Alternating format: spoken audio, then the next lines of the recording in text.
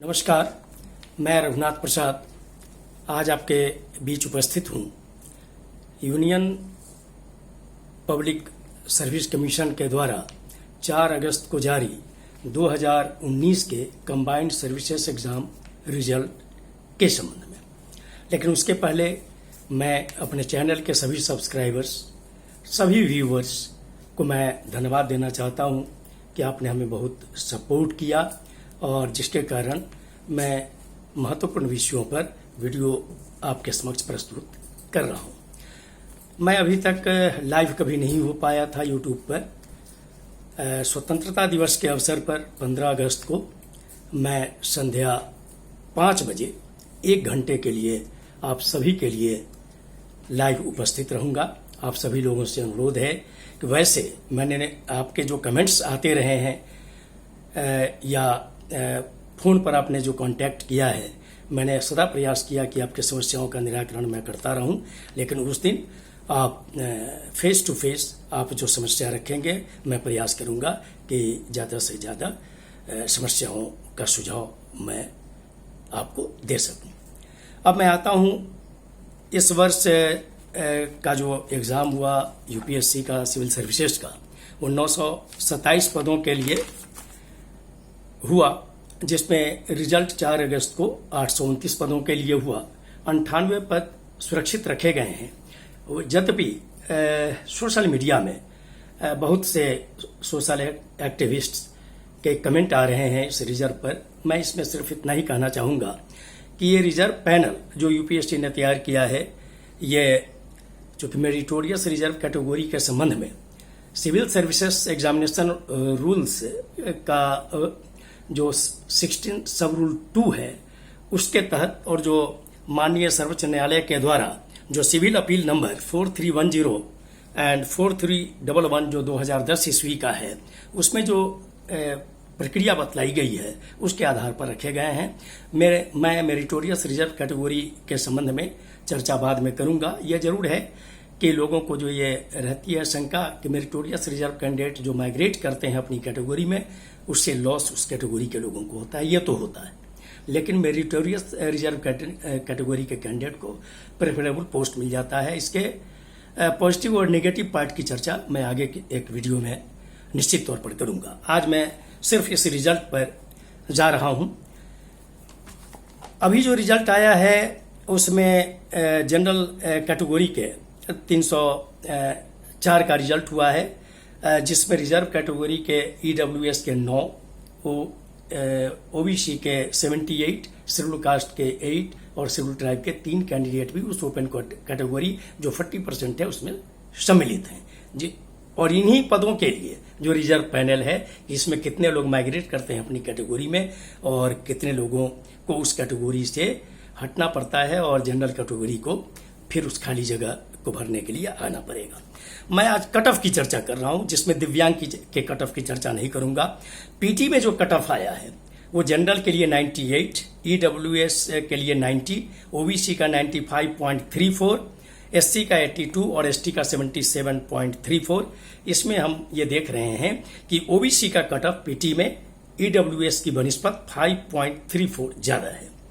Mains का जो cut off है वो जनरल के लिए 751 है, ईडब्ल्यूएस का 696 है, ओबीसी का 718 है जो ईडब्ल्यूएस के मुकाबले 22 अंक ज्यादा है, एससी का 706 है जो ईडब्ल्यूएस के अनुपात में 10 ज्यादा है, और एसटी का मेंस में कट ऑफ 699 है जो ईडब्ल्यूएस के अनुपात में 3 ज्यादा है। निश्चित तौर पर ये तीनों कैटेगरी का ईडब्ल्यूएस से ज्यादा मार्क्स आना ये बहुत ही प्रसन्नता की बात है सोशल जस्टिस के लोगों के लिए कि अब कम से कम वैसा तबका जो बार बार उपहास करता था, वैसे लोगों का जो पूर्व के जो रिजर्व कैटेगरी के हैं कि योग्यता का हनन हो रहा है और इससे एफिशिएंसी प्रभावित होती है। ये पहला रिजल्ट है यूपीएससी का जिसमें ईडब्ल्यूएस का जो पिछले साल रिजर्वेशन लागू हुआ है उसमें यह पहला बैच ये निकला है, जिसमें एससी, एसटी और ओबीसी के कैंडिडेट्स ने सिद्ध कर दिया कि हमें योग्यता की कोई कमी नहीं है। निश्चित तौर पर डॉक्टर अंबेडकर, डॉक्टर लोहिया जननायक कर्पूरी जी की जो भावनाएं रही हैं सोशल जस्टिस के कैंडिडेट्स के लिए कि विशेष अवसर उनको मिलना चाहिए सोशली एंड एडुकेशनली बैकवर्ड्स होने के नाते। अरे कुर्सी देने से योग्यता स्वयं आएगी, विशेष अवसर इनके लिए आवश्यक था। आज ईडब्ल्यूएस के कंपैरिजन में ये रिजल्ट इस बात को साबित करता है। फाइनल जो रिजल्ट आया है उसमें जनरल कैटेगरी का कट ऑफ 961 है, ईडब्ल्यूएस का 909 है, ओबीसी का 925 है, एससी 898 है और एसटी 893 है। इसमें भी ओबीसी का जो कट ऑफ आया है वो 16 नंबर ज्यादा है ईडब्ल्यूएस के अनुपात में। अब मैं एक एनालिसिस में, चूंकि जो सबसे कम मार्क्स पर है उसी का मैं देता हूं कि आखिर मेंस में और इंटरव्यू में क्या फर्क पड़ा। तो इंटरव्यू में जाकर फर्क पड़ा कि ओबीसी ने तो अपने स्टैंड को कायम रखा, अपनी स्थिति को कायम रखा, लेकिन एससी और एसटी के इंटरव्यू का अनुपात निश्चित तौर पर मार्क्स अनुपात कम है। अंतर जो पड़ा है मेंस और फाइनल रिजल्ट में, इंटरव्यू का मार्क्स जो अनुमानित आ रहा है वो जनरल कैटेगरी का आ रहा है 961 माइनस 751, वो 210 आता है। ईडब्ल्यूएस का 909 माइनस 696 213 आता है। ओबीसी का 925 माइनस 718 207 आता है। एससी का 898 माइनस 706 आता है और एसटी का 893 माइनस 699 194 आता है। इससे यह लगता है कि इंटरव्यू में एससी और एसटी कैटेगरी को कम मार्क्स प्राप्त हुए हैं। मैं इंटरव्यू के मार्क्स पर भी कोई इफ वट नहीं करना चाहता, कोई टिप्पणी नहीं करना चाहता, लेकिन मैंने सोशल पोस्ट को देखा मीडिया पे, तो बहुत से ऐसे लोग जो बड़े बड़े पदों पर देश में काम कर रहे हैं और जो रिटायर भी कर चुके हैं, इनके जो पोस्ट मैंने देखे कि इंटरव्यू में बुलाने का क्या तरीका है। तो एक बात तो सारे लोगों ने ये कहा कि रैंडमली उनको बुलाया जाता है, लेकिन ये रैंडमली है क्या? तो बहुत लोगों का कहना है कि रोल नंबर के सिस्टम से, मतलब कि असेंडिंग डिसेंडिंग जो हो ये होता रहा है शुरू में, बाद में चलकर कई बार नाम के अरेंज करके किया गया। कुछ लोगों ने बतलाया कि किसी साल होम एड्रेस को लिया गया, किसी साल रीजन को लिया गया, किसी साल कैटेगरी को लिया गया और किसी साल लैंग्वेज को लिया गया।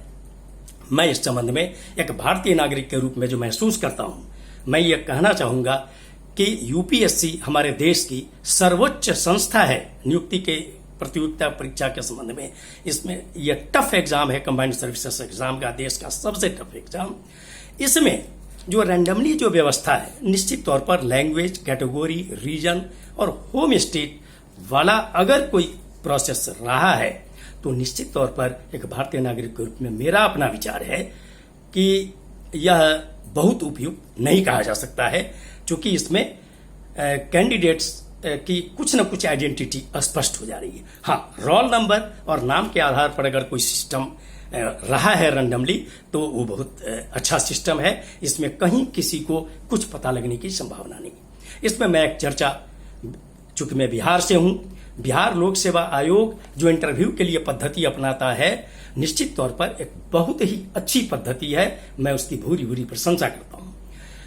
लगभग 10 वर्षों से वहां एक सिस्टम रहा है इंटरव्यू में कि मेंस में जो रिजल्ट आते हैं तो रोल नंबर के असेंडिंग ऑर्डर में कैंडिडेट्स को बोर्ड में के लिए इंटरव्यू के लिए बुलाया जाता है।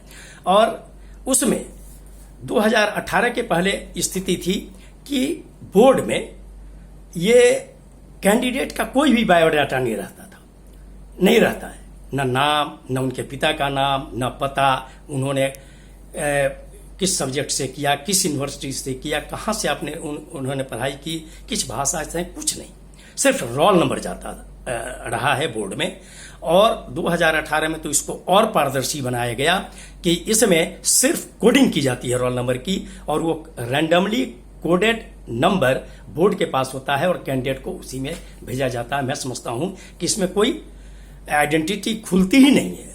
और मुझे जो जानकारी अपृष्ट सूत्रों से है वो ये भी कि इंटरव्यू जो शुरू होता है उसके पहले जो एक ब्रीफिंग होती है, उसमें शायद ऐसी व्यवस्था है कि कोई भी बोर्ड किसी कैंडिडेट से नाम, उनके पिता का नाम, उनका जिला, राज्य और कहाँ से उन्होंने पढ़ाई की नहीं पूछता। सिर्फ उनसे ये पूछा जाता है कि उनका डिग्री में क्या सब्जेक्ट रहा है और उन्होंने ऑप्शनल पेपर मेंस में क्या रखा है। ये बहुत अच्छी प्रक्रिया है। मैं समझता हूं कि आंध्र प्रदेश में जो YSR साहब की सरकार ने 2018 में किया कि इंटरव्यू का प्रोसेस ही समाप्त कर दिया। मैं समझता हूं कि मेंस से अच्छा जजमेंट कुछ नहीं, कोई नहीं है कैंडिडेट की योग्यता का। अगर वो प्रक्रिया अगर भारत सरकार और सभी राज्य सरकारें अपनाती हैं तो बहुत अच्छा, सभी के लिए फायदेमंद है। और अगर इंटरव्यू होना ही है तो मार्क्स को जो पहले 300 था यूपीएससी में 275 किया गया, मैं समझता हूं कि इस पर एक सहमति बननी चाहिए पूरे देश में कि 100 नंबर से ज्यादा का इंटरव्यू नहीं होना चाहिए। मैं अब इस बात को यहीं पे समाप्त करता हूं। मैं समझता हूं कि ये वीडियो आप सभी लोगों को बहुत अच्छा लगा होगा। आप निश्चित तौर पर इसे लाइक करेंगे, शेयर करेंगे, सब्सक्राइब करेंगे, बेल आइकन को टच करेंगे ताकि आपको हर अगले वीडियो का नोटिफिकेशन टाइमली मिल जाए। आप सभी लोगों को बहुत बहुत धन्यवाद। जय हिंद।